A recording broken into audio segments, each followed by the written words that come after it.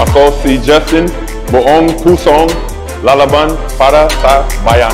Sobrang proud pa rin ang FIBA sa ating national team na Gilas Pilipinas. Sa huling laban sa semifinals kontra Brazil, maganda ang naging panimula ng Gilas kung saan nakapagbaon tayo dyan ng 10 kalamangan end of first quarter. Init ng umpisa nila Chris Newsome, Dwight Ramos at Justin Brownlee. Pagdating ng second quarter under 5 minutes, umangat pa 11 lead ng Gilas. Pero pagpasok ng third quarter, dito na nagkandeleche-leche kung saan tila tinamaan ng matinding malas ang ating Gilas team. Hindi makapuntos ang mga player ng Pilipinas miski si Justin Brownlee. Halos hindi makapaniwala si Coach Tim Cone. Nauwi nga yan sa matinding run ng Brazil, 14-0 run mga idol. Imagine under 4 minutes na unang nakapuntos sa third quarter ang Gilas mula sa tip-in ni Junmar Fajardo. At 6 points lang ang nagawa nila sa quarter na yan mga idol na nanggaling lang kina Junmar Fajardo at CJ Perez. Sa fourth quarter sumubok pa rin naman ang Gilas na makabalik pero tuluyan ang nakontrol ng Brazil ang laban. 15 points para kay Justin Brownlee mga idol. Inalat sa shooting with 5 out of 16. 13 kay Dwight Ramos. Tig 10 points sina Junmar Fajardo at CJ Perez. Si Chris Newsome naman matapos umiscore ng 5 points sa first quarter, hindi na nadagdagan.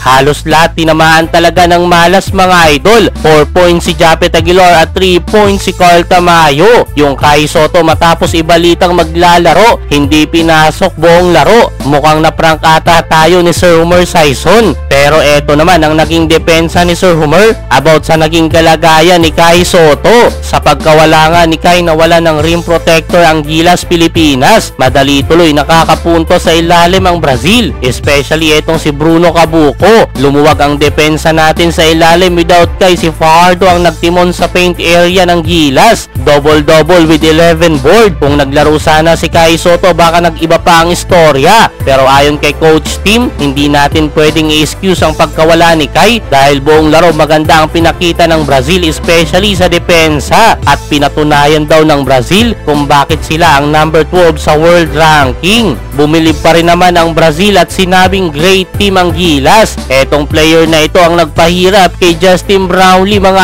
idol. Sinabi niya after ng laro, yun daw talaga ang plano ng kanilang coach na malimitahan at mapigilan etong si Brownlee. At nagbunga naman ngayon dahil nagkaroon ng napakababang shooting si JB. Kahit laglag, sobrang proud ang FIBA sa naging run ng Gilas Pilipinas. Pansin lagi ang pagka-hype ng mga commentator tuwing nakakabasket ang ating Gilas team. Hindi man nakakuha ng ticket sa Paris Olympic, para sa mga tunay na sumusuporta, sobrang nakaka-proud talaga ang matalo ang ranked number 6 sa buong mundo na Latvia. Isang napakalaking karangalan sa naging run sa Olympic qualifying tournament. Pinatunayan lang natin sa kanila na kayang makipagsabayan ng Pilipinas sa mga malalakas na team. Maraming salamat and come back stronger Gilas Pilipinas.